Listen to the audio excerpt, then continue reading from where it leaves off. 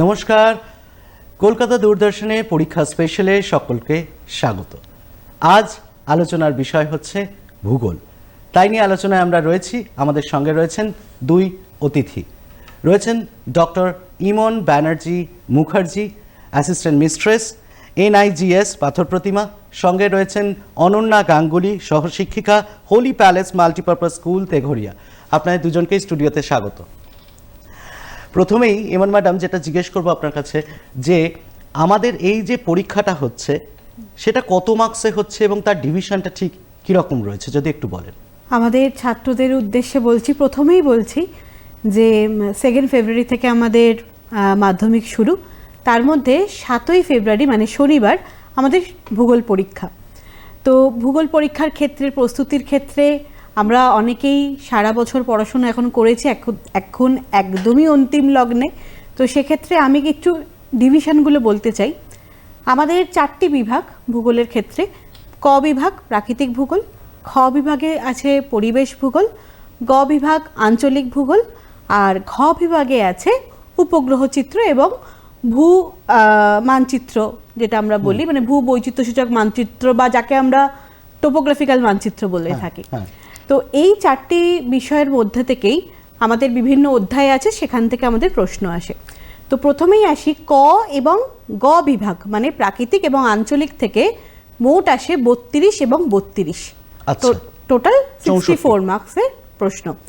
এছাড়া মানে আমাদের খ বিভাগ এবং ঘ বিভাগ, এখান থেকে আসে 8 + 8 মানে 16 নম্বরের প্রশ্ন। এছাড়া যদি আমরা প্রশ্নের ধরনে যাই, আমাদের 6 রকম প্রশ্নের ধরন বা বিভাগ আছে। তার মধ্যে বিভাগ কয়েতে আসছে MCQ, যেখানে আসছে 14টি প্রশ্ন, 4টি করে অপশন দেওয়া থাকবে, তার থেকে সঠিক উত্তর নির্বাচন করতে হবে এবং এখানে কিন্তু কোনো অপশন নেই বা অর নেই।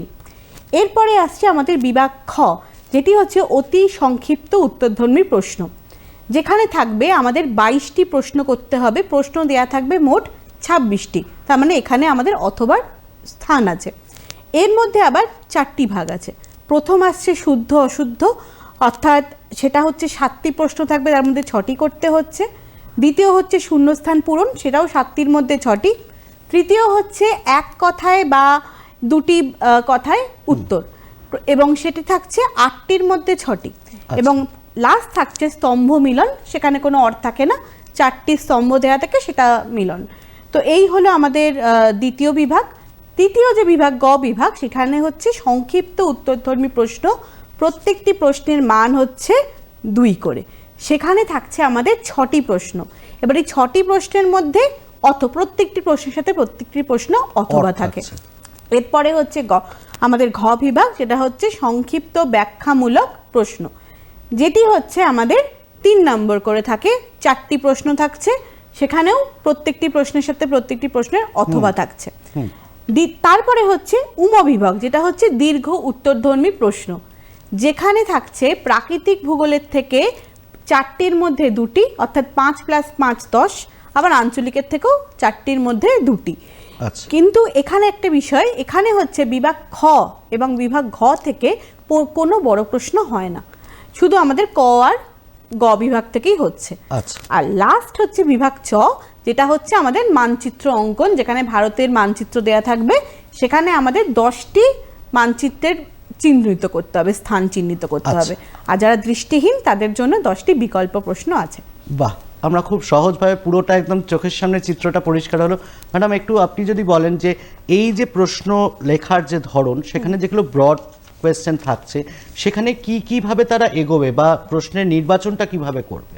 হ্যাঁ, প্রশ্ন নির্বাচনের ক্ষেত্রে যেটা প্রথমেই মাথায় রাখা উচিত জিওগ্রাফির ক্ষেত্রে, সেটা হচ্ছে যে আমি যখন কোনো একটি প্রশ্ন নির্বাচন করছি, যেন সেটি অবশ্যই কোনো একটা ডায়াগ্রাম বা ছবি ভিত্তিক হয়, তাহলে সেখানে একটি উত্তরকে বিষয়ভিত্তিকভাবে লিখতে অনেকটা আমাদের সুবিধা হয়। এক। আর দ্বিতীয়ত হচ্ছে, যদি আমি প্রাকৃতিক কোনো ভূগোল থেকে কোনো যদি প্রশ্ন করছি, তো সেখানে ডেফিনেশন তো থাকবে, তার সাথে সাথে কিভাবে সেটা উৎপত্তি হচ্ছে বা প্রপার একটা এক্সাম্পল বা উদাহরণ দেওয়ার চেষ্টা করতে হবে, সাথে ডায়াগ্রাম। এবং মনে রাখতে হবে এই ছবিটি যেন উত্তরের সাথে সাথেই যায়, মানে উত্তর পুরো লিখে ফেললাম তারপর লাস্টে গিয়ে সব ছবি দিচ্ছি, সেটা কিন্তু কোনোভাবেই চলবে না। আর যতটা পারা যায় যদি পয়েন্ট ভিত্তিক লেখা যায়, যে বা কোনো একটা উত্তর লিখছি যেখানে দেখা যাচ্ছে একটি সাব হেডিং করার পর সাব পয়েন্টে যাচ্ছি তখন দেখা যাচ্ছে এটা দীর্ঘ একটা প্যারাগ্রাফ আমাকে লিখতে হচ্ছে, সেটা আমি না লিখে যদি বুলেট করে বা যদি পয়েন্ট করে লিখি, সেক্ষেত্রে যিনি পরীক্ষক রয়েছেন তার ক্ষেত্রেও যেমন সুবিধা হচ্ছে, এবং আমি আমার উত্তরের যে মূল বিষয়বস্তু সেটিকে কিন্তু পয়েন্ট ভিত্তিক লিখলে আমার নিজের ক্ষেত্রেও কিন্তু অনেকটা সুবিধা। এবং সর্বোপরি হচ্ছে যে একটি প্রেজেন্টেশন, আমরা তো আমাদের খাতা থেকে প্রেজেন্ট করছি, সেই প্রেজেন্টেশনটা যেন অত্যন্ত ভালো হয়, কারণ জিওগ্রাফিতে প্রেজেন্টেশন একটা বড় মাত্রা বা বড় ভূমিকা নেয়। ম্যাডাম, যেটা জানতে চাইবো যে এই যে প্রশ্নের নির্বাচন তো জানলাম, উত্তর লেখার ক্ষেত্রে মানে অন্য কত রকমের কালি কি তারা ব্যবহার করতে পারে, না ব্লু ব্ল্যাকের মধ্যে সীমাবদ্ধ থাকাটাই ভালো, এটা যদি একটুখানি বলেন। দেখুন, কালি আমার মতে আমি আমার স্টুডেন্টদেরকে বলি যে ব্ল্যাক আর ব্লু এটাই ব্যবহার করা শ্রেয়, কারণ অনেকে হয়তো পছন্দ করেন, অনেকে করেন না।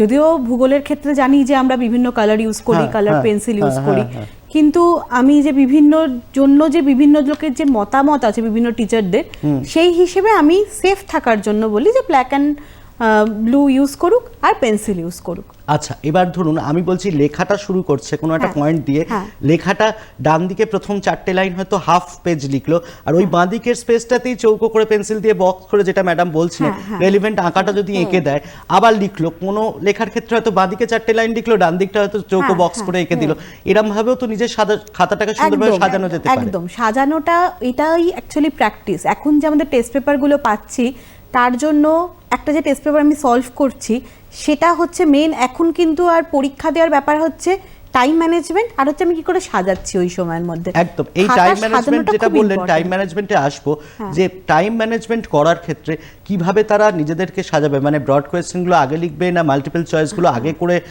একটা সেফ জায়গা নিজেকে রাখবে, এটা বিষয়ে আপনারা দুজনেই যদি একটু করে মতামত দেন। মানে আমার মতে আমাদের তো এখন জিওগ্রাফির ক্ষেত্রে বিশেষ করে ম্যাক্সিমামটাই শর্ট কোয়েশ্চেন। যদি আমরা দেখি আমাদের বিভাগ ক আর খ মিলিয়ে টোটাল আমাদের 36 মার্কস শর্ট কোয়েশ্চেন। এবার যদি আমি 2 মার্কসগুলোও ধরি, সব মিলিয়ে 48 প্লাস ম্যাপ পয়েন্টিং আরও 10, 58, তাহলে 90-র মধ্যে 58 প্রায় 65% আমার শর্ট কোয়েশ্চেন। সেইটা যদি মানে আমরা যদি আগে করে নিই, তাহলে আমার সিকিউর করা মানে আমার একটা মাথায় থাকছে যে আমি 65% আনসার করে নিয়েছি। প্রথমত এটা। দ্বিতীয় হচ্ছে, আমরা সবাই জানি যে পরীক্ষার শুরুতে হাতের স্পিড, লেখার স্পিড একটু কম থাকে, তো প্রথমেই যদি আমি লং কোয়েশ্চেনে সেটা দিয়ে দিই, তাহলে দেখবো হয়তো লং কোয়েশ্চেন আমরা অনেক জানি, কতটা লিখবো সেটা তখন ধারণা থাকে না। হয়তো 2টো লং কোয়েশ্চেন, 4টে লং কোয়েশ্চেনই হয়তো আমার অনেকটা সময় নিয়ে নিল। তার থেকে আমার মনে হয় যে শর্ট কোয়েশ্চেনগুলো আগে লিখে তারপর আমার যে টাইমটা থাকছে সেই অনুযায়ী আমি আমার লং কোয়েশ্চেন অ্যাটেন্ড করলাম। আচ্ছা, এই ক্ষেত্রে একটু জিজ্ঞেস করি যে লং কোয়েশ্চেন যখন লিখবে, একটা কোয়েশ্চেনের আনসার পুরোটা লিখলো, প্যারাগ্রাফ চেঞ্জ করে, হেডিং দিয়ে, বুলেট দিয়ে করে যখন দ্বিতীয় প্রশ্নে যাচ্ছে, এক তো প্রশ্নের মানটা ঠিকভাবে লিখতে হবে, কত নম্বরের প্রশ্ন, কত দাগে, এবং একটা কোয়েশ্চেনের আনসার শেষ হলে কি যে পেন দিয়ে লিখছে সে পেন দিয়ে যদি একটা লাইন টেনে, এন্ড লাইন টেনে দেয়, তাহলে তো সুবিধা হয়। এন্ড লাইনের থেকে আমার যেটা মনে হয় যে দুটো প্রশ্নের মধ্যে অন্ততপক্ষে 1/2 ইঞ্চি গ্যাপ রাখা উচিত, তাতে যিনি পরীক্ষক খাতা দেখছেন তার ক্ষেত্রেও যেমন স্পষ্ট হয়ে যায় যে এটির পর এই অ্যান্সারটা, তেমনি একজন পরীক্ষার্থীর ক্ষেত্রে মানে খাতার প্রেজেন্টেশনটা খুব সুন্দর থাকে। আর একটা ব্যাপার হচ্ছে যে আমি অ্যাজ আ স্টুডেন্ট হিসেবে আমাকে দেখিয়ে দিতে হবে শিক্ষককে যে আমি অ্যাটেম্প করেছি, তিনি যেন কোনো ভ্রান্ত ধারণায় না থাকেন যে এটার পর এটা তো আর পেলাম না। আর যদি এরকমও হয় যে কোনো একটা প্রশ্নের কোনো একটা হয়তো 2+3 রয়েছে কোনো প্রশ্নে, বা এরকম কোনো রয়েছে যেটা ছোট প্রশ্ন, আমি যে পারছি না, অ্যান্সার লিখতে পারছি না বা সেই মুহূর্তে মনে পড়ছে না, সেক্ষেত্রে আমি ওই জায়গাটা ছেড়ে রেখে দেবো, পরের প্রশ্ন আমি চলে যাব, যখন আমার পুরো পরীক্ষাটা শেষ হয়ে যাবে তখন ফিরে এসে আবার সেই জায়গায় সেই উত্তরটাই লিখবো। এরকম নয় আমি 2.1.2 এর পর 2.3 লিখে ফেললাম, এই পুরো সিকোয়েন্সটা সেটা আমার পুরো নষ্ট হয়ে গেল, তাহলে কিন্তু একটু পরীক্ষকদের সমস্যা হয়, কারণ কেজিং এর সময় নাম্বার দেওয়ার সময় একটু সমস্যা হয়। সেক্ষেত্রে কোশ্চেন যে পুরো ব্যাপারটা, অ্যান্সারটা পরপর লেখাটাই আমার মনে হয় সব থেকে ভালো। এবং এক্ষেত্রে আরেকটা জিনিসও জানবো যে অনেকে আছে পার্ট মার্কস যেখানে, সেখানে হয়তো 2+2+1 এরম রয়েছে, তাহলে কি করলো 2+2টা লিখলো বা 2+2টা হয়তো লিখে ফেললো, 1টা হয়তো লিখলো না, পরে আবার ওই দাগ নাম্বার দিয়ে শুধু একের উত্তরটা লিখলো, তখন কি দেখতে সত্যিই খাতা দেখতে সমস্যা হয়? দেখতে অসুবিধা হয়, কারণ অলরেডি আমরা একটা কেজিকে নাম্বার দিয়ে ফেলি, হয়তো টিচার তখন এটাই মনে করে যে ছাত্র সেই প্রশ্নটা লেখেনি। তো এবং শুধু এটাও না, বিশেষ করে শর্ট কোয়েশ্চেনের ক্ষেত্রে এই যে বিভাগ ক খ লিখছি, অনেকেরই একটা প্রবণতা থাকে যে আমি 5টা প্রশ্ন পাচ্ছি, লিখলাম, পরে আবার লিখলাম বিভাগ ক। এইটা একদমই করা উচিত না। আমি জায়গা ফাঁকা দিয়ে রাখলাম। ম্যাডাম বললেন, অনন্যা ম্যাডাম, যে ক বিভাগের আমার 14টা প্রশ্ন, আমি দাগ নাম্বারটা দিয়ে রাখি, জায়গাটা ফাঁকা দিয়ে রাখি।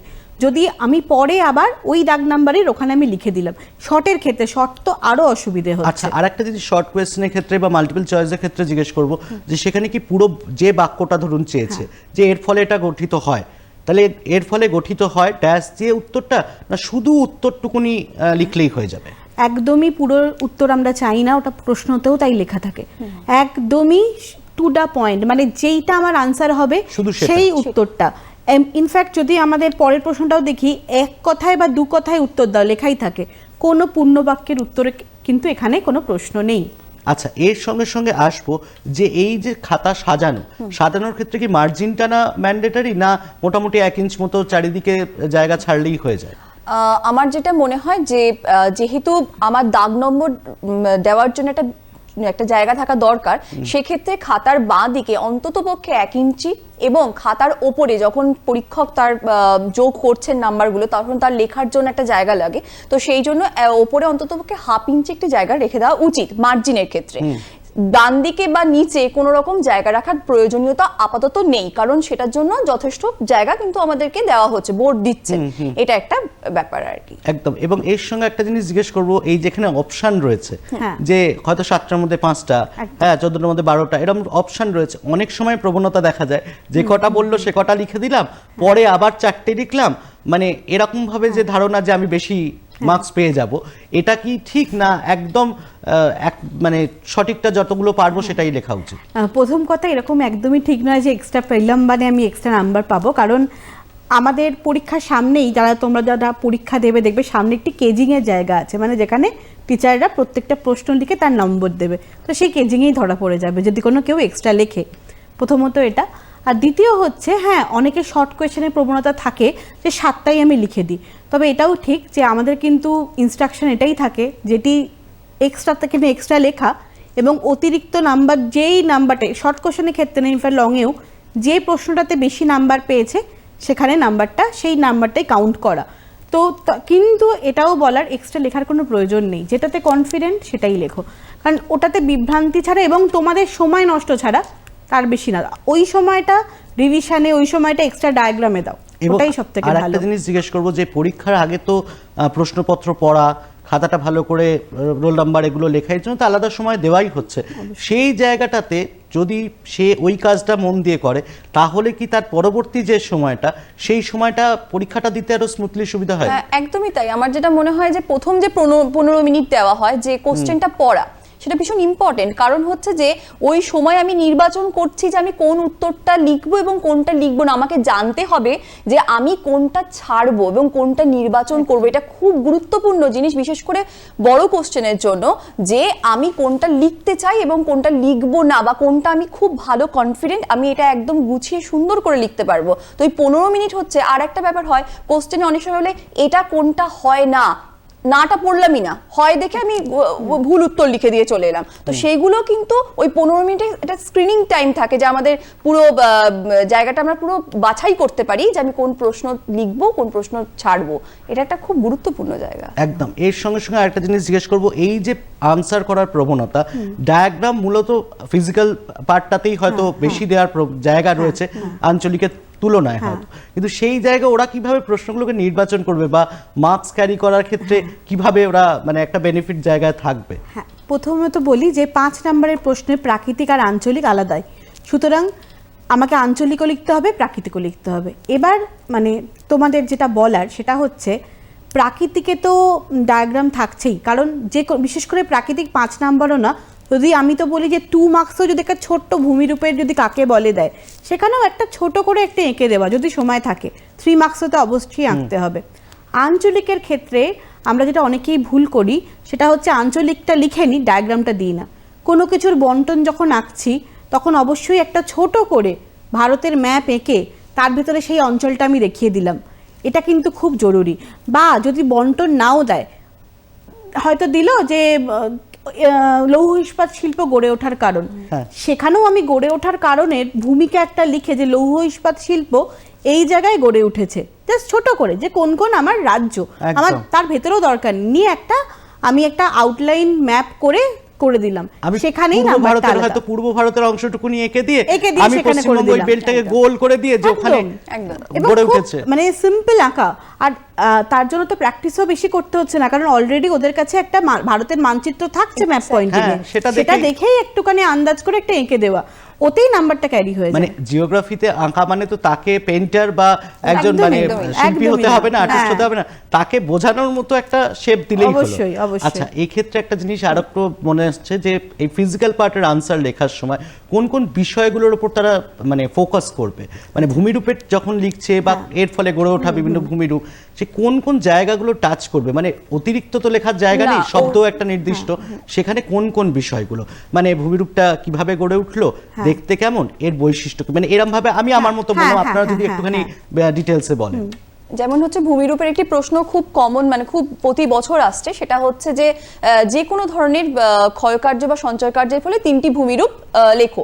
তো 3টি ভূমিরূপ লেখার ক্ষেত্রে প্রথমেই একটি আমরা যদি ইন্ট্রোডাকশন পার্ট দিই বা ভূমিকা লিখি, তারপরে যদি উৎপত্তির কারণ এবং সর্বশেষ একটা উদাহরণ এবং ডান দিকে যদি একটি ডায়াগ্রাম দিই, আমার মনে হয় এর থেকে ভালো উত্তর আর কিছু হয় না। বৈশিষ্ট্য, আমরা যদি উৎপত্তির কারণ আমি লিখতে না পারছি, সেক্ষেত্রে আমি বৈশিষ্ট্যও যদি দুটো সেখানে লিখি, কারণ আমাকে 3টি ভূমিরূপের মধ্যে আমার 5 নম্বরের উত্তর শেষ করতে হবে এবং 3টি ভূমিরূপের দ্বারাই কিন্তু আমাকে 5 নম্বর সিকিউরও করতে হবে। তাহলে সেক্ষেত্রে আমি শুধু যদি ডেফিনেশন লিখে দিলাম, আমি যদি শুধু ডায়াগ্রাম করে দিলাম, তাহলে কিন্তু হবে না। সেক্ষেত্রে বৈশিষ্ট্য এবং উৎপত্তির কারণটা যোগ করলে আমার মানে প্রশ্নের উত্তরের মান অনেক ভালো হয়। একদম। এর সঙ্গে সঙ্গে একটা জিনিস জিজ্ঞেস করব যে এই যে বৈশিষ্ট্যের প্রসঙ্গ এলো, যদি বৈশিষ্ট্য জিজ্ঞেস করে, আমরা জানি এরকম বহু ক্ষেত্রে ভূগোলের এরকম অনেক বৈশিষ্ট্য আসে যেগুলো হচ্ছে ছোট ছোট ওয়ান লাইনার একদম, হ্যাঁ, বৈশিষ্ট্য, হ্যাঁ, হ্যাঁ। সেখানে কি ওরা চাইলে দুটো বৈশিষ্ট্য মানে এবং দিয়ে মানে ক্লাব করতে পারে? কারণ হয়তো দিল 2 নম্বরের বা 3 নম্বরের প্রশ্নতে বিশেষ করে থাকে যে 3টি বৈশিষ্ট্য লেখো। হ্যাঁ। প্রথম হচ্ছে আমার বৈশিষ্ট্য সিলেকশনটা, আমি কোন বৈশিষ্ট্যটা যেটা ইম্পর্টেন্ট বৈশিষ্ট্য সেটা আমি লিখবো, এবং একটা যেটা বললেন উনি যে একটা দুটো করে বৈশিষ্ট্য ক্লাব করে দেবো, যাতে আমার অন্তত লেখাটা, কারণ 3 নম্বর মানে কিন্তু যথেষ্ট একটু 3টে বৈশিষ্ট্যের মধ্যে কিন্তু ভালো করে লিখতে হবে। হ্যাঁ। এবং অবশ্যই 3টে বৈশিষ্ট্য থাকলেও বারবার বলছি যদি আঁকার জায়গা থাকে অবশ্যই একটা ডায়াগ্রাম করে দেওয়া, বা যদি কোনো জায়গায় কোনো ছক করতে পারে, অবশ্যই, সেই ছকটা করে দিল, সেই ছকটা থেকে এবার ছকের 3টে মাধ্যমে একদম। আমি যদি শ্রেণী বিভাগ থাকে, আমরা হ্যাঁ। শ্রেণী বিভাগ তো সবসময় বলি একটা ছক করে দেখিয়ে তারপর করা, বা এই যে যেটা একটু আগে ম্যাডাম বলছিলেন, ধরুন 3টি ভূমিরূপ দিয়েছে বা দিল যে 2টি শ্রেণী বিভাগ ব্যাখ্যা করো, আমি হয়তো ইন্ট্রোডাকশনে বা ভূমিকাতে কি কি ভূমিরূপ হয় তার শুধু নামটা লিখে দিলাম, এবার বললাম এখান থেকে আমি 3টি ভূমিরূপ ব্যাখ্যা করছি। হ্যাঁ। এইটা হলে তখন কিন্তু টিচার জানবেন যে বাচ্চাটির নলেজ আছে, এবং এ বাকি ভূমিরূপগুলো সম্পর্কেও জানে, বাকিগুলো 3টি সম্পর্কে। চাওয়া হয়েছে বলে 3টি লিখছে, বাকি আরো 3টে জানে। একদম, মানে এটাই। তার যে পড়াশোনা, তার যে মানে বুৎপত্তিগত জ্ঞান, হ্যাঁ। সেইটা যে আছে সেটা পরীক্ষক বুঝে সেটা যাবে। পরীক্ষক বুঝে যাবে। এবং একদম, এবং এর সঙ্গে সঙ্গে আসবো যে আঞ্চলিক পার্টে লেখার সময় সেখানেও কি এইরকম ভাবে, ধরুন কোনো একটা আমি খনিজের কিছু একটা বললাম, বা হয়তো কোনো একটা শিল্প গড়ে ওঠার, তাহলে সেখানে কি তার উৎস, তার গড়ে ওঠার কারণ, 2-4টে বৈশিষ্ট্য, হ্যাঁ, অর্থনীতিতে প্রভাব, এইভাবে কি মানে নিজের মতো করে প্যারাগ্রাফ করে একদম, লিখতে মানে পারে? মানে অর্থনৈতিক এবং আলাদা করে দিয়ে, এবং সব থেকে বড় ব্যাপার যেটা, যেহেতু ভূগোল, সেক্ষেত্রে জায়গার নাম উল্লেখ করতেই হবে, মানে কোথায় কয়লা পাওয়া যাচ্ছে, কোথায় লৌহ আকরিক পাওয়া যাচ্ছে, কোথায় ডলিমাইট পাওয়া যাচ্ছে, এটা যদি আমি উল্লেখ না করি, জায়গাটা যদি আমি উল্লেখ না করি, তাহলে তো আমার গুরুত্ব পাচ্ছে না। তো সেটা অবশ্যই উল্লেখ করতে হবে। বিভিন্ন যেমন শিল্প রয়েছে, বিভিন্ন যেমন পূর্ব মধ্য ভারতে লৌহ ইস্পাত শিল্প কেন গড়ে উঠেছে তার কারণ ব্যাখ্যা করো, বা কার্পাস বস্ত্রবয়ন শিল্পের পশ্চিমে, ভারতের পশ্চিম দিকে গড়ে ওঠার কারণ কেন লিখছি, তখন আমাকে সেই জায়গাটা উল্লেখ করতে হবে, এবং কার্পাস কোথা থেকে আমরা ইম্পোর্ট করছি বা কোথা থেকে নিয়ে আসছি সেই বিষয়ে কিন্তু একটা মানে এই প্রশ্নের উত্তর দিতে গিয়েও তারা যদি ওই কচ্ছের রান থেকে শুরু করে একদম। শুধু ওই আরব সাগর ওই পার্টটা ধরে পুরোটা এঁকে দেয়, দিয়ে যদি বুঝিয়ে দেয়, সেটাও অনেক সুবিধা আঞ্চলিক হবে। ভূগোলে আঁকাটা বিশেষ জরুরি, জরুরি। সেখানেই কিন্তু নাম্বারটা মানে অন্যদের থেকে আলাদা হয়ে যায়। মানে অন্য যে পরীক্ষার্থী রয়েছে তার থেকে তার স্কোরটা আলাদা হবে। অবশ্যই, একদম। একদম। এর সঙ্গে সঙ্গে যেটা জিজ্ঞেস করবো, এই যে টাইম ম্যানেজমেন্ট করবে, এই টাইম ম্যানেজ করার সময় মূলত কোন কোন দিকগুলো জোর দেবে, মানে একটা নির্দিষ্ট ওয়ার্ড লিমিট যেমন আছে, সেরকম কি কোনো এরকম আছে যে মোটামুটি 15 মিনিট 20 মিনিটের মধ্যেই এগুলোকে রাখলে ভালো হয়, এরকম কিছু না? এটা নিজের স্টুডেন্ট টু স্টুডেন্ট ডিপেন্ড করে। এটা স্টুডেন্ট টু স্টুডেন্ট ডিপেন্ড করে, কিন্তু তাও বলবো যে একটা নিজেদের মতো কোয়েশ্চেন পেপারটাকে নাম্বার অনুযায়ী ভাগ করে নিক, যে শর্ট কোয়েশ্চেনে কিন্তু বেশি সময়ের প্রয়োজন হয় না। যদি আমার এই যে আমি যেটা বললাম 48 মার্কস, এটা কিন্তু খুব 1 আওয়ারের মধ্যে কমপ্লিট হয়ে যায়। ম্যাপ পয়েন্টিং এর জন্য আমি একটা 15 মিনিটস দিলাম, সেটা কমপ্লিট হয়ে যায়। তারপরে আমি 3 মার্কস নিলাম, লং কোয়েশ্চেন লিখলাম। তবে যাই করা হোক, এখন তো মানে প্র্যাকটিসের টাইম, অন্তত 15 মিনিট আগে আমরা ধরে রাখবো যে 3 ঘন্টা 15 মিনিট আমি টেস্ট পেপার পাচ্ছি। টেস্ট পেপার আমি চেষ্টা করব 15 মিনিট, কবে 15 মিনিট আমি বাদই দিলাম, মানে 2 ঘন্টা 45 মিনিট আমি লেখাটা কমপ্লিট করছি। মানে হাতে 10 মিনিট সময় অন্তত মিনিমাম রাখতেই হবে, অন্তত রাখতে হবে, যেটা আমার রিভিশনের টাইম। একদম। এবং এর সঙ্গে ম্যাপ পয়েন্টিং প্রসঙ্গ এলো, সেই প্রসঙ্গ একটু ছুঁয়ে যাই। ম্যাপ পয়েন্টিং করার সময় ওরা এখন তো ওরকম ভাবে বলা যায় না যে সাজেস্টিভ এই ম্যাপ পয়েন্টিং করতে হবে, এগুলো করতে হবে না, সেরকম নয়। কোন কোন বিষয়গুলোকে ওরা মাথায় রাখবে যখন ম্যাপ পয়েন্টিং করবে? ধরুন মানে আমি বলতে চাইছি যেমন এই লৌহ ইস্পাত শিল্প হলো, বা ওদিকে কার্পাস বয়ন হলো, বা কোনো একটা হয়তো কৃষিজ কিছু উৎপাদনের অঞ্চল বললো, তাহলে আমাদের এই দৃষ্টিভঙ্গিটা কিভাবে ওরা ফিক্স করবে? যে মোটামুটি তো একটা আন্দাজ ওদেরও হয়ে গেছে পড়া থেকে এতদিন, যে এটা পূর্ব ভারতীয়, এটা পশ্চিম ভারতীয় অংশ, বা এই জায়গাগুলো ওরা কিভাবে পুট করবে? ম্যাপ পয়েন্টিং এর ক্ষেত্রে বলি, আমিও 10টা করেছি, উনিও 10টা করেছেন।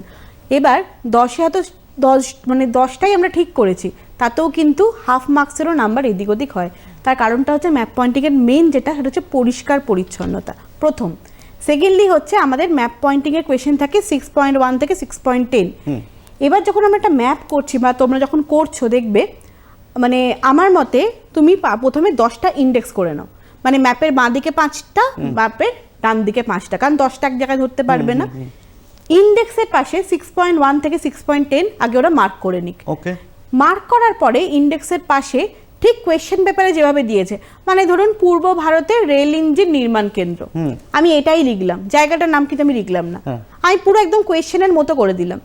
এবার আমি ম্যাপ পয়েন্টিং শুরু করব একদম 6.1.1 থেকে 6.1 থেকে। কিভাবে শুরু করছি? হয়তো আমি এই পূর্ব ভারতের একটা রেল ইঞ্জিন শিল্প কেন্দ্র, তাহলে আমি যে পয়েন্ট হয়তো সেটাকে আমি একটা পয়েন্টে বা একটা স্টারে দেখাচ্ছি, একটা সিম্বল দিলাম, সিম্বল দেখাচ্ছি, একটা সিম্বল আমি ওখানে দিলাম। সিম্বলের পাশে আমি শুধু লিখবো 6.1, এবং তার পাশে আমি আর এটা লিখবো না যে পূর্ব ভারতের শিল্পকেন্দ্র, লিখছি না, আমি শুধু জায়গাটার নাম লিখছি।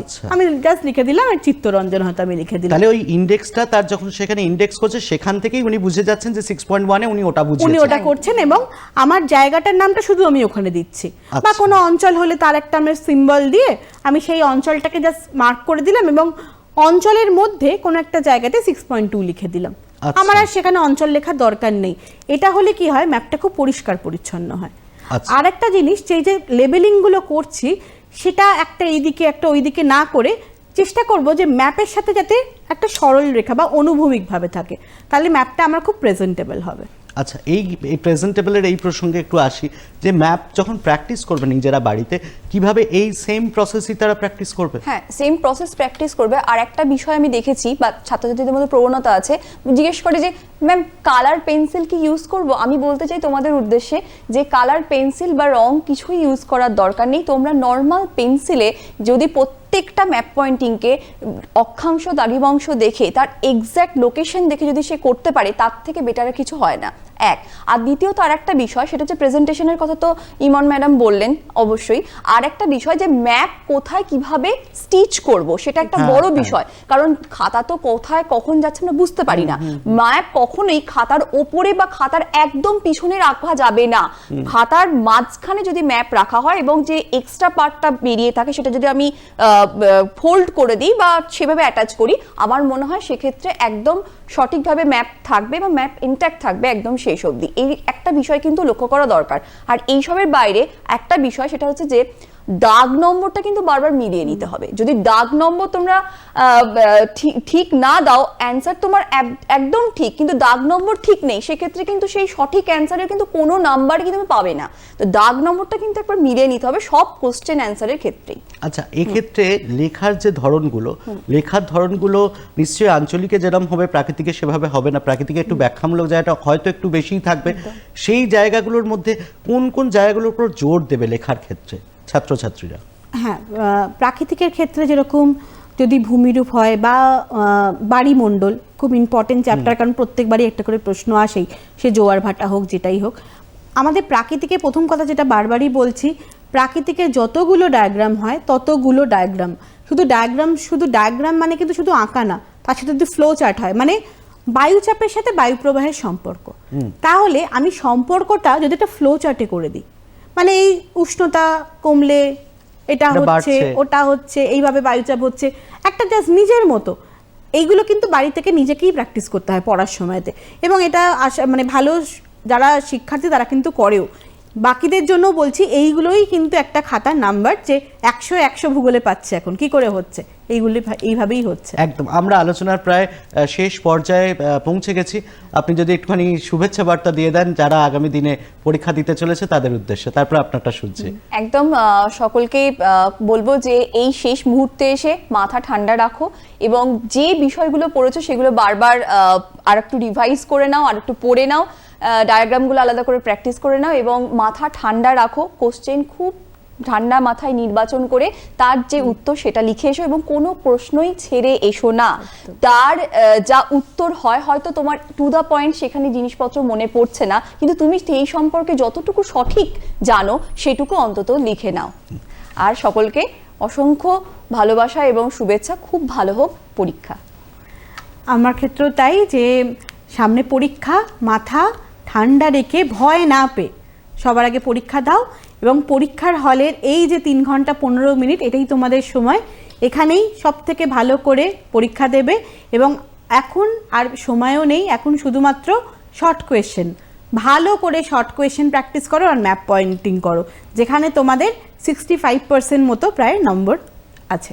আপনাদের দুজনকে অনেক অনেক ধন্যবাদ এতটা সময় দেওয়ার জন্য, এবং পরীক্ষা স্পেশালে ভূগোল বিষয়টা এত সুন্দরভাবে ব্যাখ্যা করার জন্য। এইভাবে পরীক্ষা স্পেশালে আবারও পরের পর্বে ফিরব নতুন বিষয় নিয়ে। খুব ভালো থাকুন, সুস্থ থাকুন সকলে, আর অবশ্যই সঙ্গে রাখতে হবে কলকাতা দূরদর্শনকে।